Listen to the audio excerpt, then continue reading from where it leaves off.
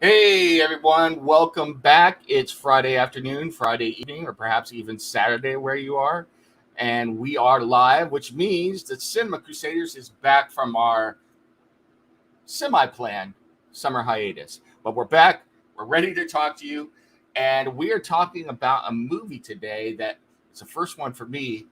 It was a very interesting film. I'm really looking forward to talking to about it with my fellow Cinema Crusaders. So before we get to the movie, I'm going to introduce them to you. So first, I'm going to introduce the filmmaker himself. He's been doing the festival circuit, doing really well with his films. I know he's working hard on his current film right now as well, on special effects and a whole host of other things. I'm talking about the man behind Bob Non-Union Psychic and Warehouse 9, none other than Lance Lucero. How you doing, Lance? How you doing? It's great to be back. Awesome. Yeah, you've been doing the world tour. You've been all over the place. So you've been seeing all your pictures and everything. You've been traveling. So good to have you back, and we can talk about some films again. Yeah, I'm looking forward to it. It's been a long time. Awesome.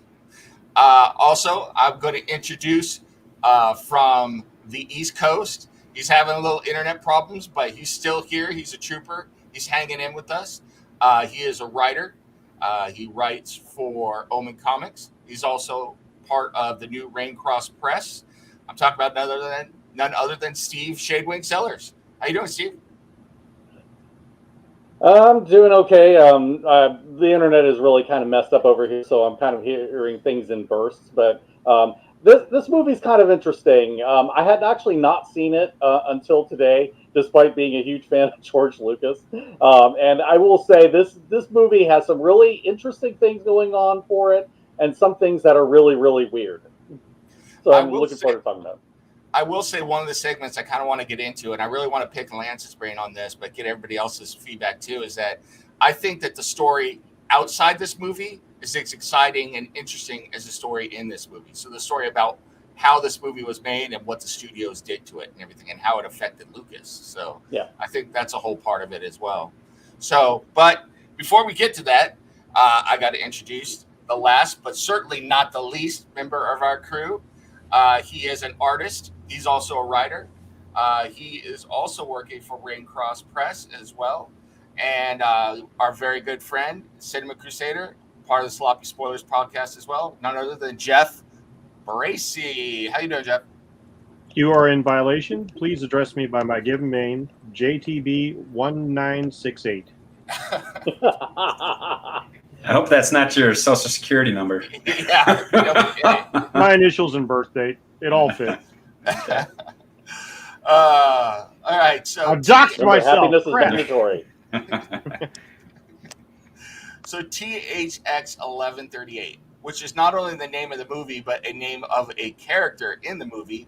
And we'll be talking about, I think I definitely need to talk about two of the actors who are in most of the movie, but I think we could cover some of the other performances as well. But this movie basically, I think it would be fair to say, and anybody correct me if I'm wrong, that this is really a picture where we are just jumping in, and it's like we jump into the middle of this guy's life and everything around him in the middle of this society, and we are given a snapshot view of everything that's going on around this man, around his relationship, which is strange, which we could talk about as well. It's strange for us, not for the future, that George Lucas has envisioned, and the society in general, how the society operates, where the cracks in this society are, and what happens when you don't conform with this society, where you find the different holes of the society, the problems with the society.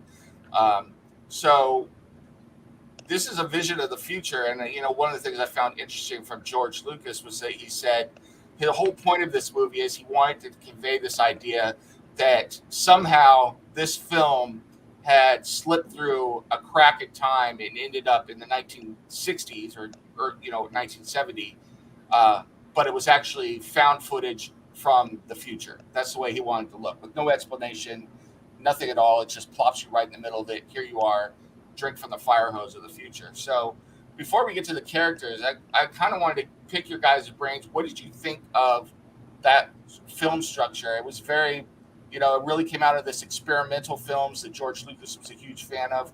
How did you take that? What did you think of the film? I'll start with Lance. I think it was exactly what it needed to be for a Lucas to get put on the map. Fresh out of college, getting his connections together, and basically doing what most people try to do today: expand upon a short film or short idea, short video, short idea. So, having hooked up with a Francis Ford Coppola, and this is pre-Godfather, pre-Star Wars, so remember, these guys weren't powerhouses yet.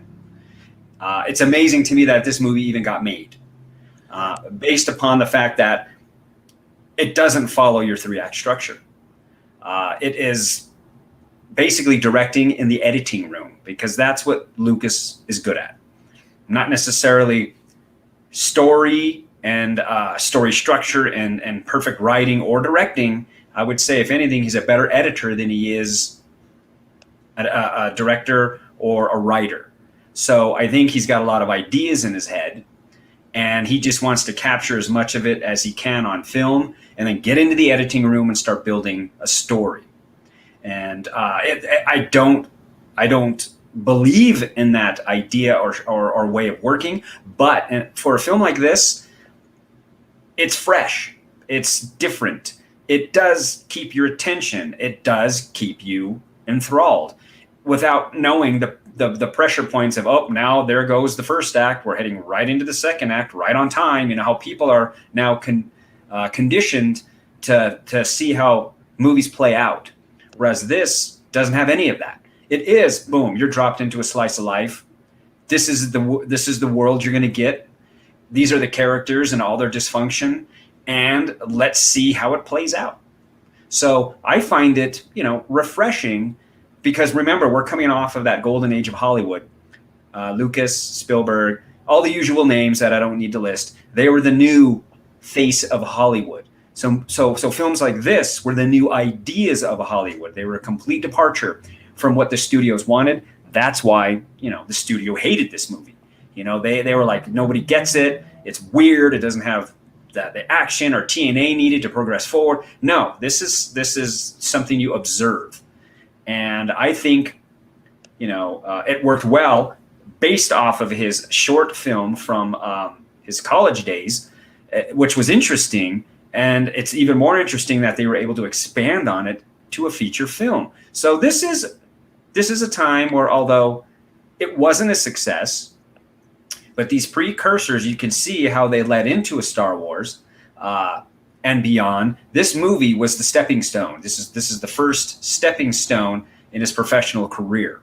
I'll always say I think American Graffiti is the best movie he's ever made, but this was a good challenge. It was bold and ambitious, and to me, go big or go home. And I think that's what he did.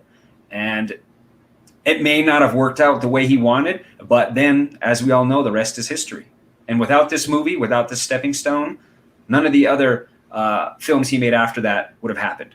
So I think it was important to his career, and I think it's important as an independent film. It's something that people need to look at. Forget about what we're all conditioned to, always seeing Star Wars on every damn social media network.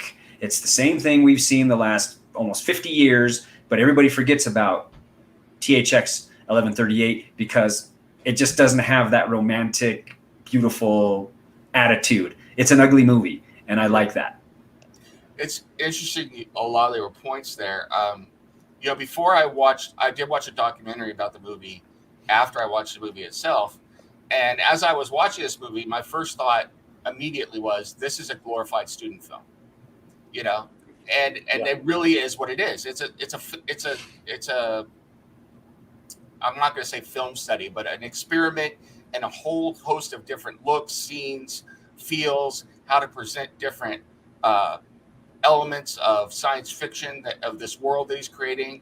And so in that way, I think it's very successful. And I think you're right. It actually is a movie that was engrossing to watch just because of the way he came up with all these different ways to show this world that he was building. So that was pretty incredible. For me, the part that frustrated me was that I was looking for some character arcs or some throughput or I don't need closure necessarily, but I need to know where we were going with some of this stuff. And a lot of it was just kind of like La, which we'll talk about, the female character. It's just like she was there and then she disappeared. And it's like, there are some guesses there, and I think that's interesting. But, you know, I definitely hear what you're saying about it's not what we've been force fed now, where you get the 3-act structure and it is like cookie cutter, bam, bam, bam, this is what you're going to get. This is not that film at all. The other thing that I thought was interesting that you're talking about, and then I'm going to go to Steve, was with Francis Ford Coppola. Now, George Lucas, his only experience before this directing anything was a documentary for the making of one of Francis Ford Coppola's films, you know? So, but because of Easy Rider, and I got this from the documentary, Coppola convinced Warner Brothers to give him all this money to create this brand new avant-garde production company called American Zoetrope, you know, and that turned into a studio as well. And Coppola was basically like, do whatever you want to do. No one will interfere with you at all. And I think that does have its merits. You know, I think it's sad that this film, which the studio didn't understand at all, didn't want to get behind, led to the destruction of that production company. And they canceled the other 6 films that were supposed to come out from that company, which is just, I think it's terrible, because I think the idea did have merit. So, real quick before I get to Steve. Cool. Very cool point. I think you're cutting out. Yeah, no. Oh, it's my turn? Okay. Yeah, we were looking. He was reading a comment.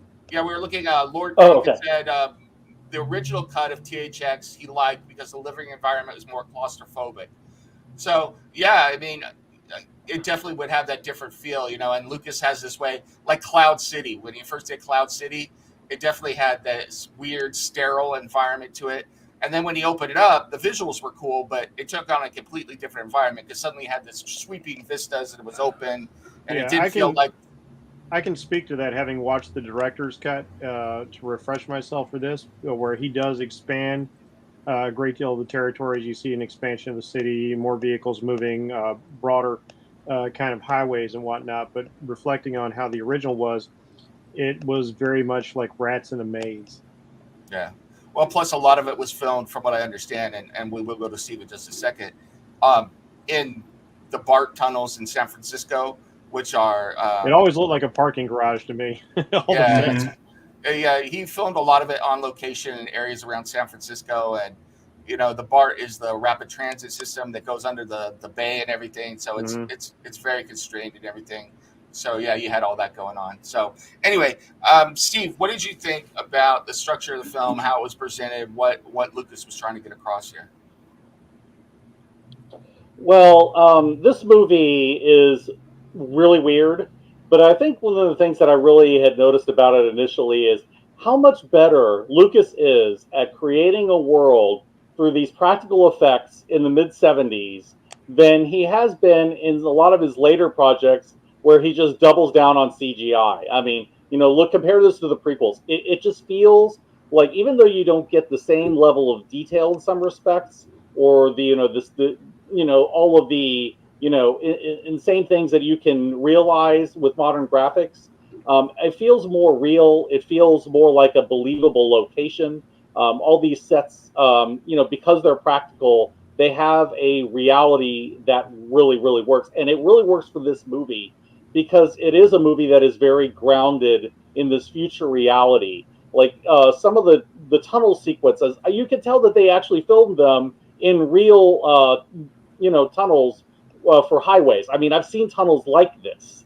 And so, all of this sort of feels like, okay, they built on the world of the old that had existed before, to make this society, or make this complex. I mean, all of that really just adds, I think, to the speculation on how this world happened, on the world building, on, how things happened the way that they did to make the society what it is, and why the society is what it is. So, just by using practical effects, over CGI, Lucas managed to achieve all of that. And I am impressed by that in a way that we have never seen with a lot of his later films, and I love that. And as far as the pacing of this movie and the structure, yeah, it doesn't adhere to the 3-act structure. It's not a character-driven film, not really. This is not a film where characters make choices and they choose to do things. This is a movie where things happen to the main character, and he's just kind of going along with it. It's like, okay, I guess I'm going to jail. I guess I'm getting out of jail. I guess I'm going to the surface. I got nowhere else to go. And you're along the way, you're dealing with these bizarre, psychodrama stuff, in experiencing these different facets of this creepy, dystopian world that he's in. And you're kind of experiencing along with him, because in many ways he's a passive participant, and he's a passive participant by design, because this guy has been, sedated, to the point where he has no agency anymore. So, in a way, it's almost like it's part of the story that he is passive.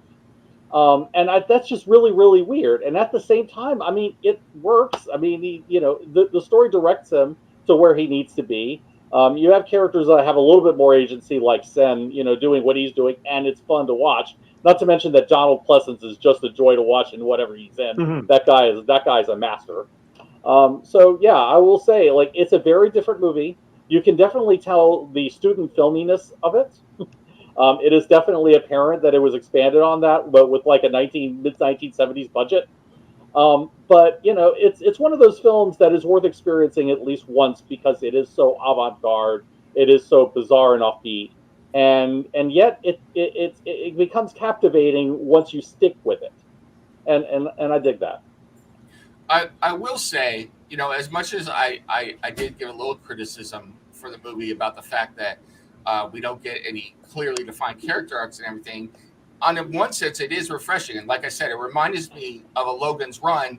And I think that a version of Logan's Run shot in this way might have been more interesting and satisfying than what we got. Because once you get out of the city in Logan's Run and you get the whole plot contrivances with the character that Peter Ustinov plays, and then they come back to have to conquer the city and all that, then that did feel kind of artificial. The most interesting part for me of Logan's Run was seeing the world and then seeing people escaping that world and that world trying to bring them back. So, I could have seen Lucas's way of making films really working for that film, What I think is interesting also, expanding on what Steve was saying, was that the idea of this, this dystopic future and Robert Duvall's character as THX 1138 was that he was actually working on what keeps him a prisoner. Yes.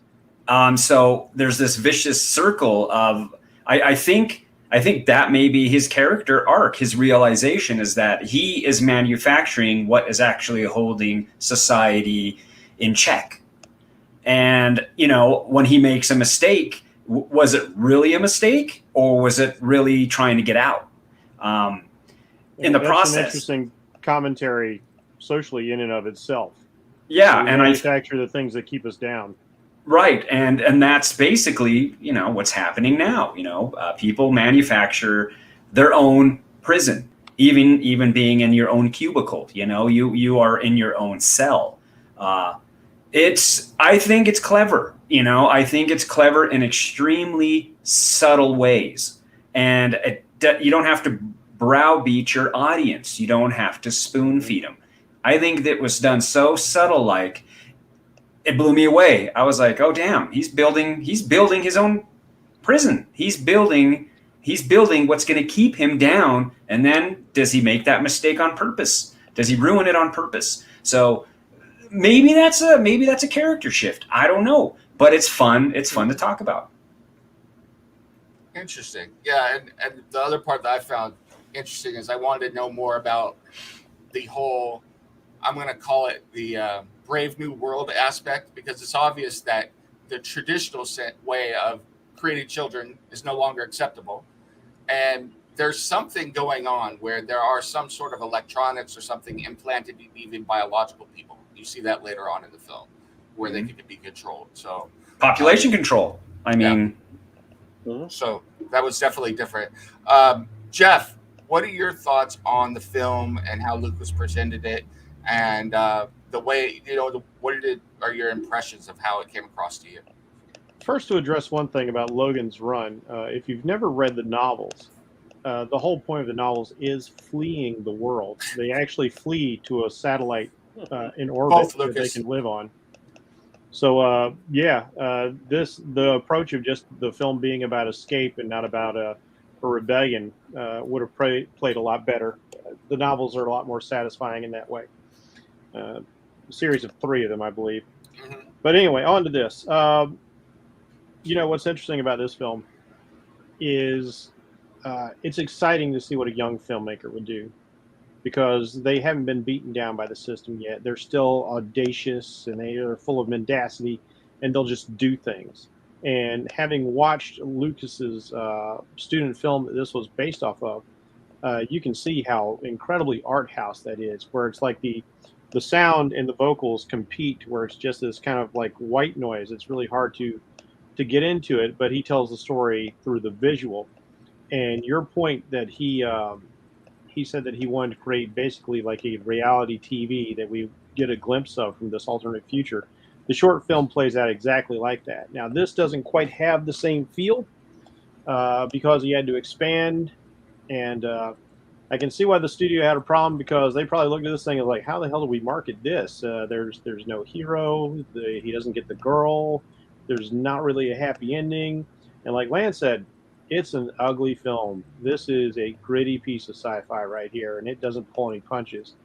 I don't remember for sure if the original cut included some of the stuff that I saw in the special edition, but there were some relatively gratuitous sexual moments, and I'm not just talking about between him and Lou, but there's this masturbation scene where Yeah. he's watching video porn and he's getting stimulated, and I can't help but think he's also getting milked, because sexual congress is not how people are reproduced in this world. I never And thought of that, but I think that's a great point. So. And I watched that and I was like, wow. And here's the interesting thing, though. That was friggin' bold for the time. The interesting thing that I'm seeing here is that this is the George Lucas that makes films for kids, and this has got to be his most edgy, sexually prurient, I think, film that he has ever made. Yeah, it's this is an adult film dealing with all kinds of adult themes. Like you said, this is a film that does break the structures that we're familiar with, and like Lance, like you, even as a young person, there's when I first saw it, there were things that confused me a little bit, just because at a certain age, like my level of sophistication and maturity wasn't there, but I still found the film really interesting.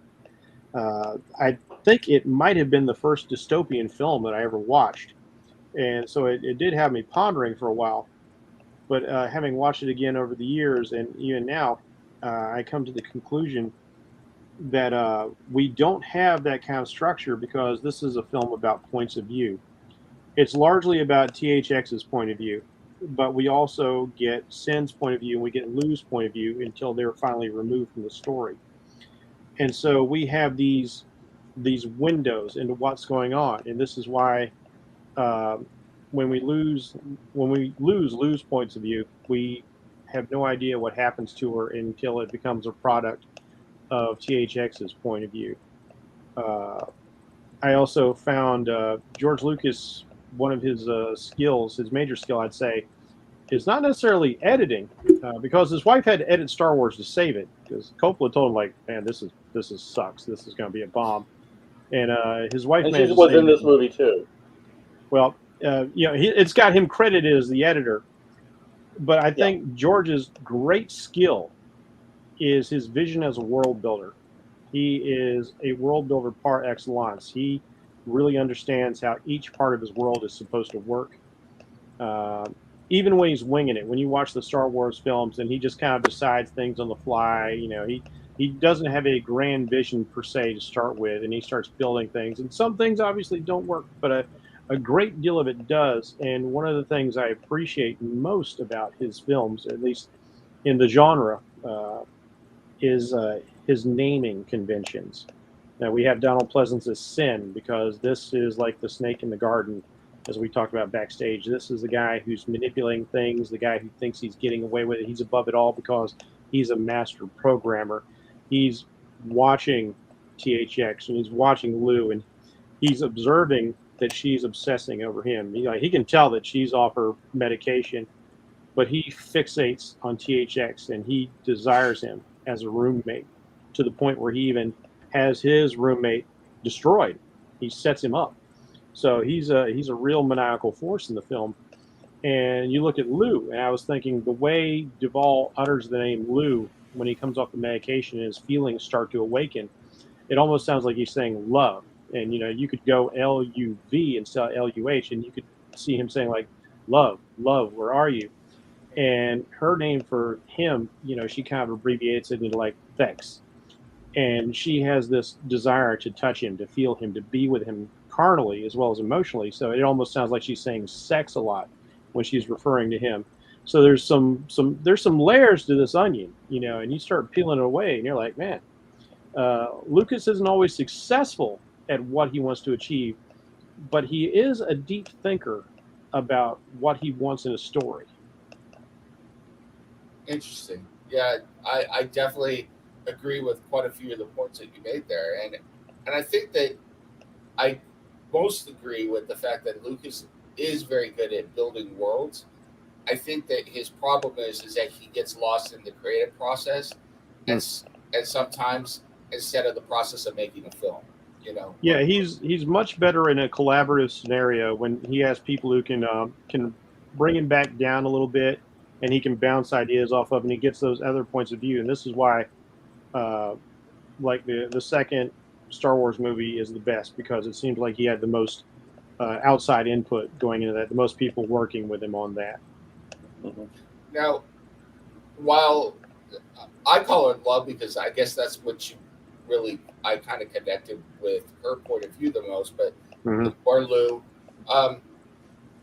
feel free to discuss her if you want, but I really want to hear you guys contrast the two main characters from my point of view, which are Donald Pleasance's Sin and Robert Duvall's THX 1138.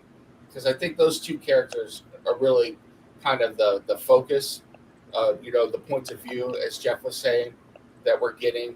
And I thought they were kind of fascinating in the different ways they approached. And to me, one of the things that I'm kind of curious to hear about, and please talk about it if you want, is what those characters become and what the people in society become when they come off the drugs. Because one of my favorite novels is Brave New World. And so this whole idea of the drug society, the medicated society, is one that really resonates with me. So I'm going to go to Steve first.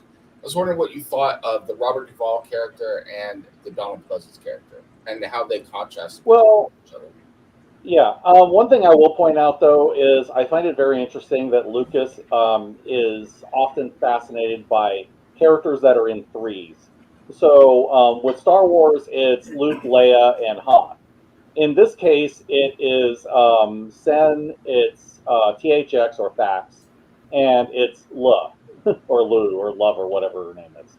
So it's these three characters, and yet the way that it plays out is very different than we see in the Star Wars trilogy, especially, given, what happens to Luh at the end.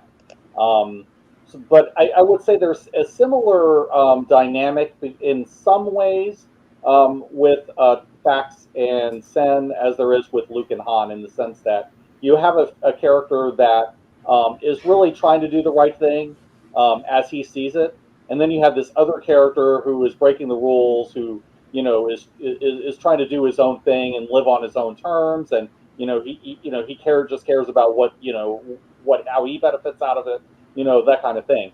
It's a lot lighter and softer in Star Wars than it is here. Because here you really have a case where Sen, I think I'm going to take Jeff's idea and kind of take it a little farther. And I'm going to basically say he, in many ways, is Lucifer. He is the guy who wants to reign in hell, because all Thax wants to do is find the girl and get out of there. He's not really interested in a revolution. And I guess that's kind of interesting, to quote Han on this one. I'm not in this for your revolution, But that really is the case with Dax. He's not in it for the revolution. He's just in it to live life on his own terms, to be left alone, to be able to enjoy his life with the person that he wants to be with. But in with Sen, it's like I want to take over. I want to, I want to go and stage this revolution. We're going to break out of here, and we're going to, do this and all of this. And he's very much, wants to rule in hell. Whereas, Dax doesn't want to be in hell at all. He wants to get out of hell and build a life on the surface. Build a life on Earth. Disconnected from that. I think that that's really, really interesting. And it just seems like in a lot of ways, Dax looks at Sen. It's like I don't want to do anything to do with you. Why do you keep intruding on me? I just want to live my life and get out of here. Whereas Dax is very much obsessed with Sen is very much obsessed with Dax, and I think it probably is like a homoerotic obsession as well. I mean, why else would you basically move reassign roommates and things like that? It's because he's envious and he wants what Dax has, and he wants to take it however he wants to do it. And so, it is a very much it is a stake in the garden sort of thing. Yeah. Well, he's very hygienic. You checked out his records. Yeah. Yeah. Very hygienic. Yeah. But I mean, so you see a little bit of Lucas's patterns in this movie, or you start seeing proto things that he starts to develop later in different ways with these dynamics. But in many ways, they're also unique on their own, and they work on their own merits. And that's I have to respect that. He knows what works for him, and he just makes it work in the way that he thinks works for the movie he's making. Interesting. Very interesting. Jeff, what do you think about the contrast of these two characters? What's interesting is watching this movie now and thinking about the way things are in the world, I can't help but draw a vast number of parallels. And since Steve has taken it in the biblical direction, I'll take it in a more interesting direction. Well, maybe not in a more interesting, but a different direction. That's Sin, Bracy452 at Twitter.com. Bring it. Let's do it. Sin is a programmer. He is a watcher. He is a master technician, and he is the eye in the sky. He's that omnipresent thing. And kind of like Lucifer, he is the prince of the power of the air. He is the king of this world. And so he is that omniscient thing that watches everybody, and he's taking all of this in. He sees things before certain characters in the movie even realize what's going on. And he's very happy in his position. He's very happy in his covert rule. Yeah, he brags about being able to break the rule. Like, oh, I programmed myself to be here. It's like, you don't have access. Oh, yeah, I do. I can do that. I can do whatever I want. If you should have learned to code, bro, then you can do all that stuff too. And so that's what I get to do. I can do all that. I can be anywhere I need to be, do anything I want to do. I can have my roommate executed because I've decided I like you and you should be living with me. We would be happy together, in fact. And so there's this very creepy, clingy, megalomaniacal personality, and yet also strangely codependent.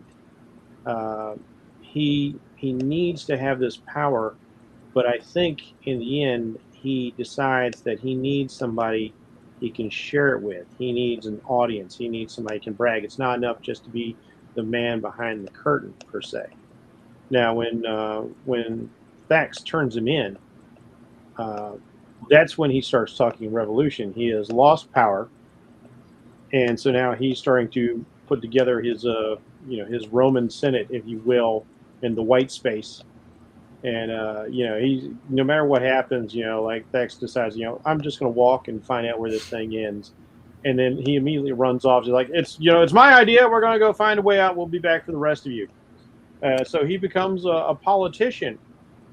And thinking along those lines, I started thinking, because one of the main things about the film is Duvall and his mate just really want to be left alone to do what comes naturally, to become involved, to become a family, to have a family, and I was like, wow, that's, Sin is government intrusion into your life. He is part of the machine. He's the big cog in the machine until he gets deposed, until he gets knocked down. And,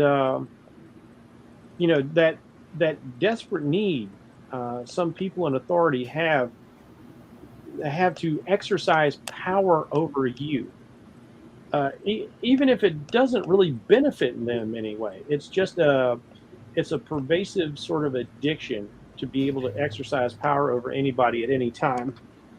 Now, the next part, because Duval Sin does have, in my estimation, he does have an interesting arc, because he goes from this watcher to this rebel, and then in the end, when they break out the white space, he has an opportunity to flee into the shell and maybe out into the real world beyond. And he travels on the train, and he starts walking out there exploring the possibilities, and there's nothing familiar, and a large bug crawls across the floor, and he freaks out, and he runs back knowing that he is facing lifelong confinement or execution. Better the devil you know, it turns out. And as we were discussing in the back show, I recently had seen an expatriate from North Korea who had ended up fleeing Korea. And she talked about the oppressive society that she was in, how they don't even have a word for love. They don't know what the word love is. It has been excised from their language. That their leader is a god. He's like a pharaoh. He is a god on earth, and they are constantly starving. And so, they're weak in spirit, they're weak physically, they're weak mentally. And when the opportunity came to escape, and she had to go through this deprogramming in South Korea, she was so afraid upon finding out how big the world was, in everything that entails, the opportunities, the choices, the ups, the downs, all that. She said in her terror, she wanted to go back to all the evils that she knew, because it was that terrifying. And that's what happens to Donald Pleasance's Sin. He can't take it. He can't take the possibilities. He would rather live in that oppressive comfort, even with the possible knowledge of his doom, than to step a foot into freedom. Because when it comes to Duvall's character, when it comes to THX, he, first off, he is a passive character, because that's how the society has programmed him his entire life. He's been numbed, and it's only when he just finally just has a breaking point. It's not a breaking point that you're looking forward to, because he spends so much of his time kind of just lying around, because there's nothing he can really do. There's moments where he kind of erupts into a little bit of violence, but not anything that's going to do anything in a practical sense. But then he finally just determines one way or the other, I'm getting out of here. And that leads to their escape. And from there, he's just unstoppable. He's going to find his mate, which unfortunately doesn't go well. And when that's not a possibility, he's going to take his chances. He's going to go out. He's going to be free no matter what, freedom or death. And his fate is not certain. We don't know what the world outside the shell is like. But he goes out there, and the film ends with this really beautiful shot of him silhouetted against the sunset. And you can take that a number of ways, because the landscape looks relatively barren where he's at. So is the sun setting on this society? Because there's plenty of evidence throughout the film that this society is going to crumble and break down and fail. Or is the sun setting on him? Is he going to die out here in this brave new world? But will he die as a free man? Yes, he will. But we have no idea. I really would not be surprised to mentioning it, since you mentioned it, that this basically is where a bunch of people retreated because there was a nuclear war, which that is a very common theme in sci-fi of the time. Yeah, just like films or stories like A Boy and His Dog, and even some aspects of Logren's Run and things like that. So we don't know how long they've been down there, and we don't know if the world above is full of radiation. And he hasn't been raised with any survival skills. He doesn't know how to farm, fish, hunt, any of that. So odds are against him. But there's something to be said for, determining your own fate. It can be worth the price. I agree with a lot of that. A lot of what is kind of what I was thinking, and I'll build on that. But first, I'm going to go to Lance. So, Lance, what do you think about the contrast of these two characters and their relevance in the film? I think it's a perfect. The perfect analogy is your basic, working class, and it doesn't matter of what what era. I think THX is that frustrated factory worker that knows there's something better, but can't figure out what it is. He knows he's being held back. He doesn't know why, but it doesn't feel natural and right. And then you have Sin, who's Donald Pleasance. He's a gamer. That's to me, he's a gamer. He's all about the next challenge. He's all about working what he knows in his environment. He thinks he's big cheese until he's not. And I think that he's a trickster. That's all he is. He's all talk, no show. So sure, he can play his manipulations against the man, but when it goes bad, he has to save face and try to be something that he is absolutely not. I think he doesn't want to be a revolutionary. He doesn't want to live vicariously through THX. THX is just the next challenge. I think he's just a challenge. He went through what he went through with his other roommate. He picked a new target. This is his new challenge. I think it's entertainment. I think he was just entertaining himself. I don't think he had a grand picture of anything, because you see him crumble when it came to, talk the talk or walk the walk. He couldn't do it. So he failed. He failed in all his endeavors. He failed to continue to be a trickster and a manipulator. And he failed as a wannabe revolutionary. Of course, his demise is as ambiguous as THX's. But the point is you can ultimately see he's doomed to fail no matter what. That's just going to happen. THX may have gotten out, but he's going to try. Whereas Sin doesn't even want to try, because he knows he's out of his element. So I think the contrast is, the frustrated factory worker that knows there's something better, wants to be real, wants to be organic. And then there's the guy that's juiced into the system, and he can't take it when he's kicked out of the system.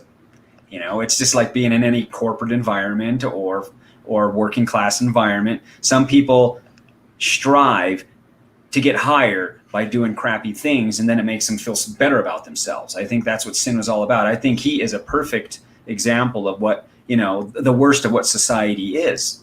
It's usually all talk, no show. And then there's the THX who's just trying to say, you know what, I don't want any part of that. I want to be better. I want to do something better. I can be better. I don't know what it is, but I'm willing to try. So, he's that independent filmmaker. He's that renegade that's going to try to buck the system, probably lose, but he's going to try. Whereas Sin, all talk, no show. It's fun to watch. He's entertainment, because that's all he's about, is entertainment. In my mind, it was as simple as that. And to me, it all played out when he had to turn around. He'd rather face oblivion, because he's just all talk.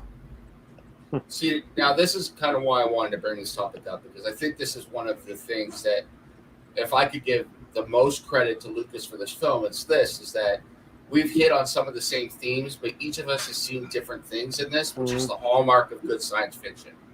To me, all of you have elements of what I saw myself.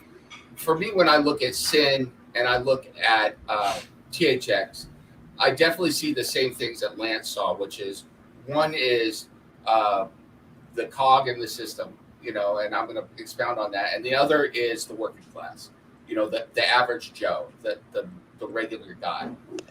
And what's fascinating to me is that they're both constrained by the controls of the system, controls of the society, which in the case is the drugs. And they also put you in a job and pigeonhole you into what you're supposed to do within the society and everything like that. And it's interesting to me to see how this affects Sin and how this affects THX. The THX, it basically kills everything that's human in it. It turns him into an emotionless person that's just going and doing his job every day. And obviously his mate wants more, and that's a subplot in there that we do get. Versus Sin, I think it provided the boundaries for him that he needed. He thrived in this horrible society, because outside, in normal society with normal people with no artificial constraints, he becomes this manic, self-aggrandizing, irrelevant man who is paranoid and knows that he has no real power and has to run back to this broken, sick society in order to have some sense of power in place. And I think you have to put this movie in its time as well, which is the late 60s, early 70s. And I think this is kind of I don't know if Lucas was really thinking of this, but it's kind of a commentary on society, this new way of thinking, of breaking out of the old way of thinking, of getting away from government institutions. And then you contrast that with THX, and what he's saying is that this society is so sick that it has killed the real man, the real human being. It has destroyed their spirit, and you see that in THX. The longer he's off of the drugs, the longer he is given his own ability to make his own decisions, the more decisive he becomes, the more of a, dare I say it, man he becomes, the more of a man of action who's following his own course. And to me, that, even though you're right, in the strictest sense, he's probably not going to survive when he comes out. When I look at him emerging into that sunset at the end, it very much reminds me of a primitive man type image on the savannas of Africa or something like that. So it's like, here is the rebirth of a man, maybe the only man or human being that exists in this whole planet at this point. So I think it's really fascinating now. You guys are all like, yeah, you're full of it. So. Maybe like man in a dream sense, where it's like, okay, being a man means overcoming your inhibitions, being able to make conscious decisions about what you're doing and why, and not just going along, with whatever the prevailing wind or whatever your animal instincts tell you. And I feel like that's what Thax is doing. Yeah, it's all about disenfranchisement and not being that anymore. Even his fellow his fellow inmates, if you will, when we see the other people in the society who express only as much thought as they're allowed to express, and meanwhile, these guys who are in captivity in the white space are more real than anybody else who's out there running the show. They're having these deep discussions, they're having arguments. They're unplugged. Yeah, they're unplugged, they're undrugged.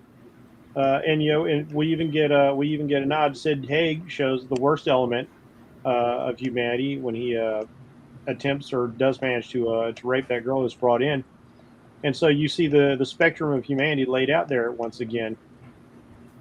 And you have the whole commentary on the government creature, the insane, the person who's effectively insane, because I think Donald Pleasance is insane and has his own insanity. Oh, he's clearly insane. He has to go back to the insane asylum because he has no place. He's become irrelevant to the point where THX really could care less whether he comes with him or not. Yeah, I mean, it gets to the point where he prays to the edifice of Om, to the picture of Om. Is like, please, I can be useful. Like I'll do anything. He's trying to get plugged back in even the most minor way, to the point where like he's even helping out a child. I almost feel like he knows the cameras are everywhere. It's like see how useful I can be. Look, I'm helping the younglings. I can do things still. I can be a part of this. And he's like Cypher from the Matrix. Yeah. While I don't necessarily agree completely with this ethos, what was that saying in the 60s? Unplug, something, tune out, or whatever it was. The Timothy Leary thing. Yeah. Drop in, tune out. Yeah, drop in, and basically just get stoned. Yeah, really stoned. That's not exactly what this movie is saying, but on the one hand, it is saying, it's like to truly be a human being, to realize your potential, is not being part of this sick society that has been created. So. Well, the whole thing is a theater of the absurd, and the way that they show it in the jail, and yet you kind of have to wonder who's really insane. Is it the people in the prison, or is it the society outside that is just doesn't operate by any rules that are rational or human? And it's kind of one of those things, in a oppressive society, especially with, let's say, overpopulation. What do you do with all these people? How do you give a person direction? How do you give them fulfillment? Without wandering the streets and committing crimes. You sedate them, and there was no metaphor. It was drugs. Sedate society, and they'll be obedient. I mean, this is really the grim and gritty side, as opposed to what we saw in Idiocracy. But we even have the same thing, that vapid entertainment where they're watching the so-called comedians, and Robert Duvall's like, that was funny. Like, he doesn't laugh, he doesn't clap, he doesn't show him that was funny. And one of my favorite parts of the movie is watching how you can see the cracks. You see bodies every now and again on the floor. You see things blow up, and like you get this thing of like, oh, 213 people are deceased in Section A, but Section J has only lost 115. Well done, Section J. Like they're praising each other for that we lost less people due to accidents, and their own procedures, their own bureaucracy almost caused another explosion when they mine lock Duvall, and he drops this radioactive isotope, which starts burning through everything, and it looks like they're about to have a big explosion and a lot of radiation flood the sector. Right. And it goes back to population. What most people don't want to talk about. Well, it's like, have you ever heard the experiment of the mouse utopia? No. It reminds me of that. Just to be very brief with this, they decided to create basically a utopian thing. Like, they put all these mice in this structure large enough for them. It was also a study on population, overpopulation. Every need was cared for. Everything, that mice didn't have to do anything but like just eat, sleep, and make more mice. And they did that. And there came a point where a natural equilibrium came about, and the mice did not overrun. They did not overpopulate their area, but they noticed some very weird things, that the mice started to segregate in psychologically interesting ways. They had in one group that they called the beautiful ones, and all they would do was groom. They would just groom themselves all day long.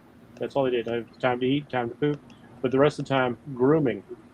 And they noticed these social behaviors, which people are starting to look back on this experiment, and it makes me think of this movie again, where like you're seeing these kind of like, even with all the drugs going on, there's these interesting psychological elements going on throughout this society. You ought to look it up sometime, the Mouse Utopia. What were you gonna say, Lance? Just the idea of population control. You put population to sleep, sedate them. They're easier to control. They're doing it through drugs, mostly in this movie, but they'll have their hologram systems. And today, what do we have? We have the corporations and the government. It's the internet. It is, if we can keep them sidetracked here, things should be okay. But you can see it breaking down. What does it promote? More hate and more anger than anything else. And it's not working. It's not sustainable.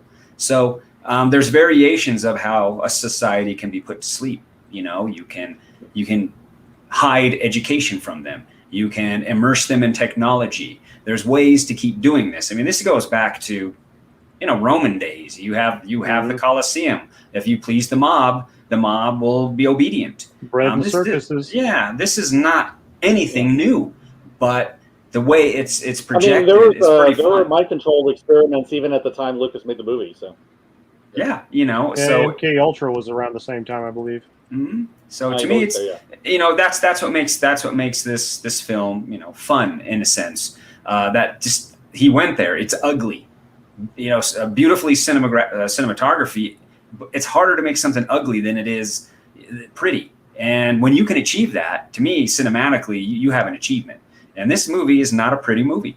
Aside on what it's looking at, its environment, its design, but the way it's photographed is done very well. And I think that's what sold me on the movie, the visuals. It's like, wow, this is gritty for a science fiction movie. And we didn't see a lot of that grittiness in science fiction in the 60s, pretty much. There was still a level of gloss to it. So to me, this is a nice independent alternative science fiction movie that, like you said, it's an expansion on a student film. And yeah, it bombed, but it has its merits. It has its merits. Otherwise, I wouldn't be watching it or talking about it. So we're running out of time. So I want to finish on this, and I'll just throw my 2 cents in, and I'm going to go to Jeff and then go around the horn. What do you think for you? What is the legacy of this film? And any way that you want to hit on for you personally, or film in general, or the cinema in general. For me, I think I could see I think that looking at this film, I think 2001: Space Odyssey had some uh, influence on this movie a little bit, but I definitely see that this movie influenced later science fiction to one degree or another. Um, I think he definitely hit on this idea, like Lance was just talking about the gritty aspect, which would show up in Star Wars. I mean, because Star Wars was not Battlestar Galactica or Star Trek, where you had this idealistic society, you got scoundrels and dirty cantinas and all that. So that did come over from Lucas. I think the other thing, though, is I think that this definitely had, for good or ill, this had an influence on Lucas himself. I don't think Lucas ever went here to this experimental side of himself again because of his experience with the studios and how this was received and what they did. And I know for a fact that he never worked with Warner Brothers ever in his career because of the way they treated him over this film. So take that for what it's worth. We ended up getting the movies he did make, but obviously he has an avant-garde side that he could have explored as well. So, Jeff, what do you think of the legacy of this film? It's too bad you mentioned that. I would have liked to have seen if this George Lucas hadn't been, for lack of a better word, because obviously I wasn't there, browbeaten. Perhaps a young filmmaker, and he must have got chewed out pretty heavily for this. I would have liked to have seen what this guy would have kept doing. He explored a lot of interesting themes and idea, and this movie's pretty fearless when you consider, like, this is going to be my first studio project, and I don't do the safe thing. I do the thing that I want to do, sink or swim. So I think a lot of credit goes to Coppola for that as well. Yeah, yes, definitely. But as for this, like, we get this movie coming off of 2001, which is a very sterile film once you get out into space. It's very clean. It's very white. It's everything you expect because life in space has to be like that. It's a matter of survival. Everything has to be in its proper place. And here Lucas takes the idea of all this sterility and dingies it up because we do have this crumbling society. And it does fit into what he does later. One of the big praises of Star Wars is that his universe looks lived in. And so by contrast, when he does the prequels, he wants to show, like, well, here's what the world looks like without oppression. It's all bright and colorful and shiny. And I do appreciate that contrast. And we can see elements of what happened here reaching decades and decades out into the future. When you look at films like Equilibrium, which feels like a cross between Fahrenheit 451 and THX 1138, where everybody's drugged to the gills and you can be sense offenders. There's no emotion allowed. And that's another film that's got its own grit, but in a more fantastical sort of setting. And the TV Battlestar Galactica, which I appreciate because the spaceships and the design and everything reflected a real world aesthetic. The Galactica and those ships looked like battleships inside and out. They got rid of the lasers and they were using munitions and warheads and things like that. And I think some of that, the old drive that Lucas had, carried over because in the little promo he was doing with Coppola, he talked about how to enable to envision the future. He said, we're living in the future. And I thought it was a really interesting thing to say because we're always thinking about the future. He says, but we're living in the future. And as somebody who appreciates older film, I'm always wondering, why doesn't somebody try and think of, like, having a hologram screen? And even though they don't know what a hologram is back then, why don't they try and think about it? With Star Trek, they got a little bit more there. They had their touch pads and things like that. But having found out what you said, Nim, about the context of this is supposed to be like an alternative few decades ahead of where they're at. So now all of a sudden the reams of paper make sense. And the fact that there was no need to really advance technology in society, which is another reason why it's breaking down. That adds to that dirty, gritty, grounded, realistic work. And this definitely has had to have had an impact on people who went forward because you see it reflected. And that's what happens. Whenever somebody introduces something you haven't seen before, you get more of that. George Lucas saw 2001. And when he did Star Wars, I think in some ways he wanted to outdo that. It's like, oh man, I want to make spaceships flying around in space. 2001 looked really great. How can I do that in a way that we haven't seen before? And 2001 did it in a way that the previous movies of the 50s did before. You no longer had the rockets with little fire jetting out of the back and stuff like that. And that's the beautiful thing about cinema and art. You just constantly build. Somebody lays down a foundation, and the next person builds on that foundation, and somebody builds on their foundation. And we always hope it's going to be better, but that's not always the case. Unfortunately, we've had several years of kind of a backslide of quality. Well, I don't want to plug Outside Project, but I will say that one of the things I get out of this that reminds me of something else is that this idea that a society that's not moving forward, a society that's complacent and being Stagnant. medicated, is a society that's stagnant and a society that's dying. Well, I'll say one last thing, and it's not in reference to that, but it's in reference to what you just said. Klaus Schwab's number 2 talked about how there's like the majority of people who live in the world are basically useless. And somebody asked him, well, what do we do about it? It was like drugs and video games. That was his answer.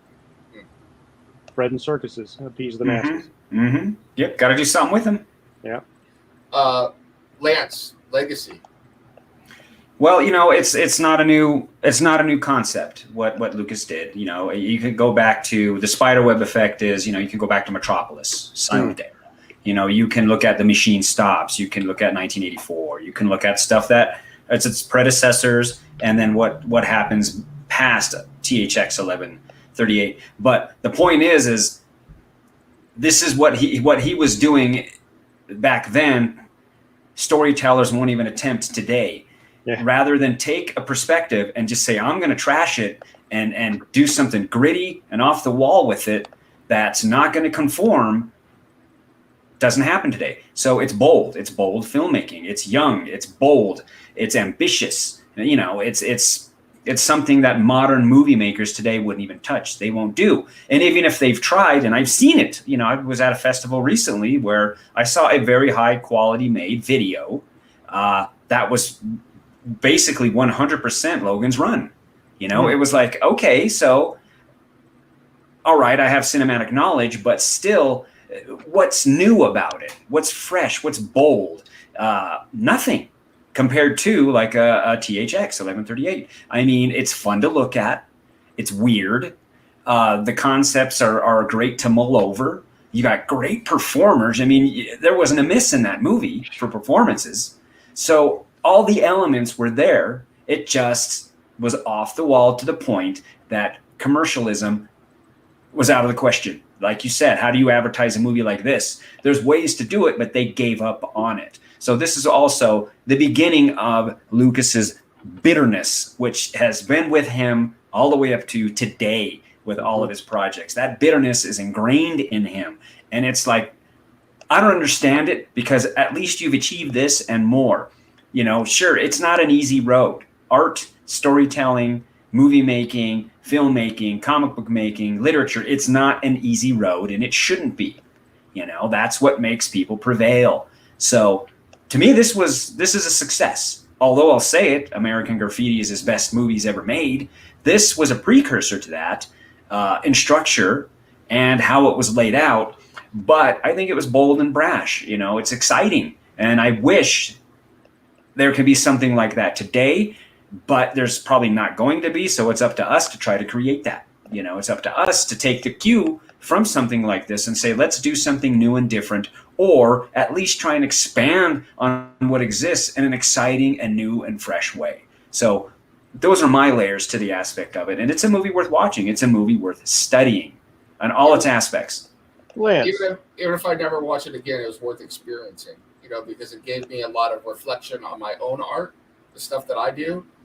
Gave me a lot to think about, which I always appreciate, which is kind of the point of art in the first place, to get you thinking. So, absolutely. Lance, have you seen the movies Moon or Ex Machina? Yes, I've seen both of them.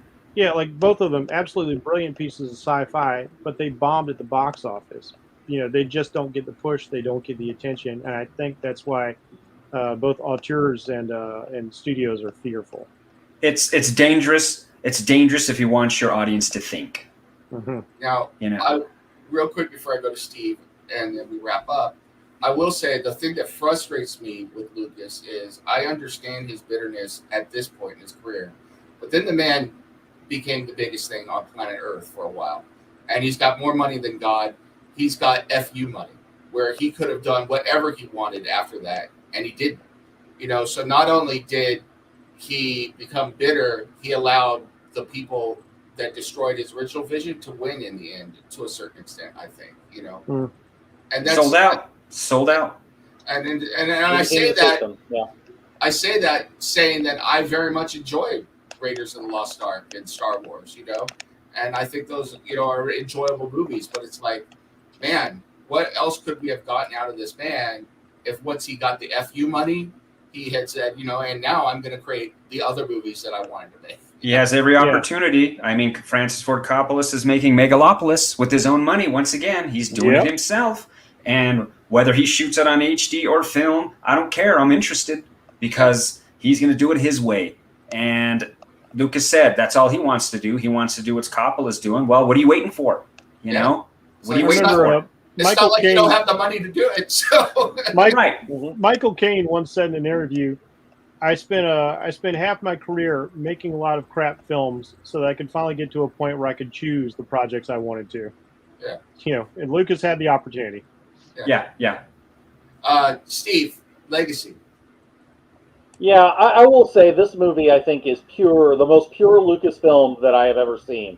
This, to me, is Lucas's vision without, worrying about what studios are saying, without worrying about what his audience is going to say. He's not trying to baby you with, Ewoks and Gungans and things like that. He's not trying to make movies for kids. He knows he is hitting for an adult audience. He is uncompromising about that. He is trying to introduce ideas, new ways of filmmaking, new ways of storytelling.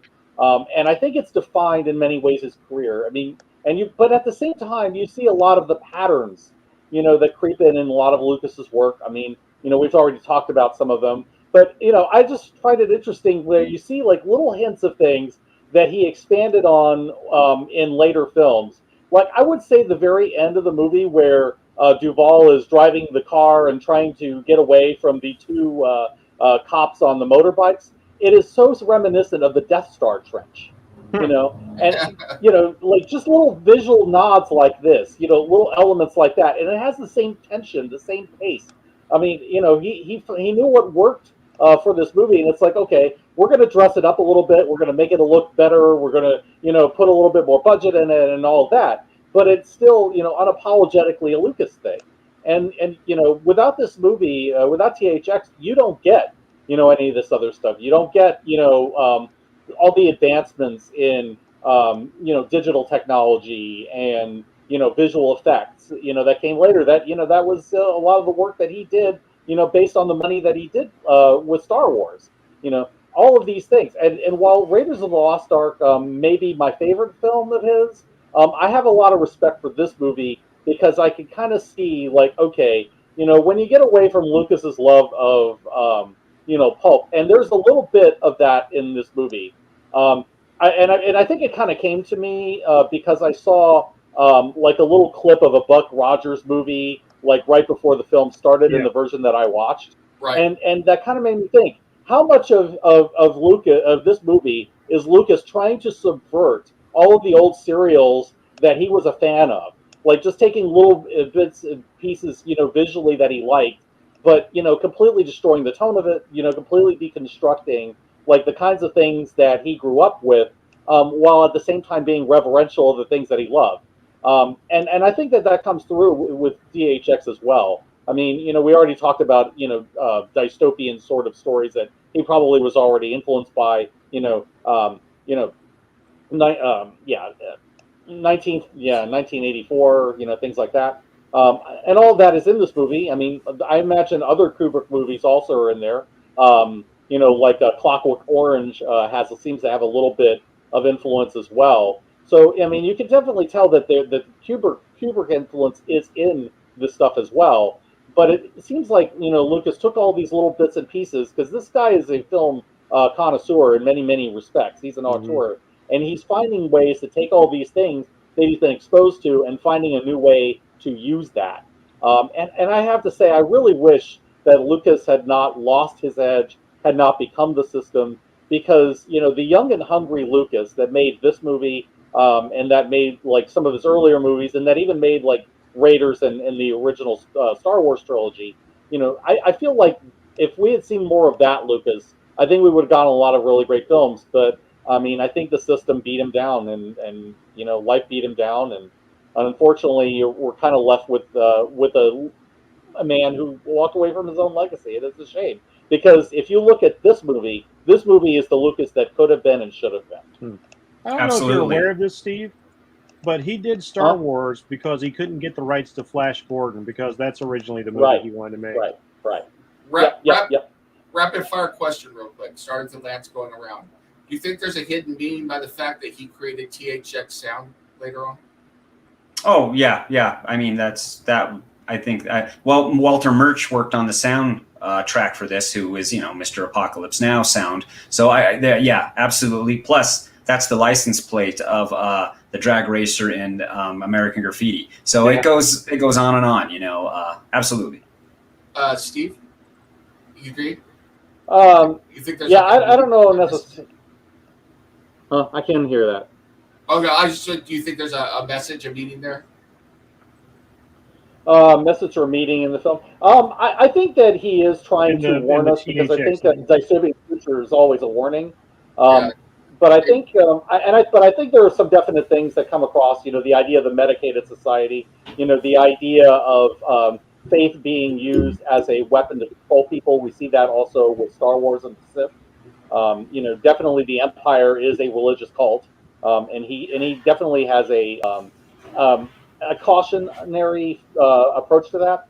So there's definitely like lots of those elements that you can see patterns of, and I think it definitely is reinforced by the message of TXI. He was asking if there was a message in Lucas's sound company being called THX. Yeah. Do you think? Although great point. Yeah. Very great point. Do you think he's trolling us with that, Jeff? Do you think that? I don't think he's trolling us. I think he just kind of likes you the guys meta. are cutting out. Yeah, that's fine. I think he just kind of likes the meta. Like he names his palatial place Skywalker Ranch. His sound design system is THX. I think he just he enjoys his creations, and he likes kind of being reminded about it. He does like to fit THX wherever he can, and a lot of later stuff. I mean, even his own company, So maybe there's just that love in his heart for that film, even though he got beaten with a heavy industry stick. It's a reminder of what he stands for, but even if he hasn't always lived up to that. Yeah. I don't think there's a conscious trolling there, but I find it ironic that this man who in THX is talking about the medication, the stupefaction of society, created this sound in order to overwhelm and the masses and give them all this entertainment that glues them to the screen. And it's a THX sound. Well, remember what Lance said. We end up building our own oppression. Yeah, absolutely. So I'm like, you want to be entertained? I'm going to entertain you. Look at these movies. Yeah, I'll give you THX. So I think that's ironic. I don't think that it was a purposeful troll, but I look back at it. You're not entertained. Yeah, exactly. So, all right. Great podcast, guys. Great talking about this movie. As always, we could talk for much longer. I will reveal next Friday, I've got something, but I'm hoping that we will still be able to record. And the next movie I'd like to do is a movie that I'm interested in, that Steve's interested in. I would like we to going to follow up with Dystopia? We are going to talk about Gattaca. Yes. So more Dystopia. Yep. Yeah. That's a perfect follow-up. Yeah. So we will be talking about Gattaca on our next podcast. And until then, I would like to thank my co-host. Thank you so much, Lance. You bet. This is awesome. Thank you so much, Steve.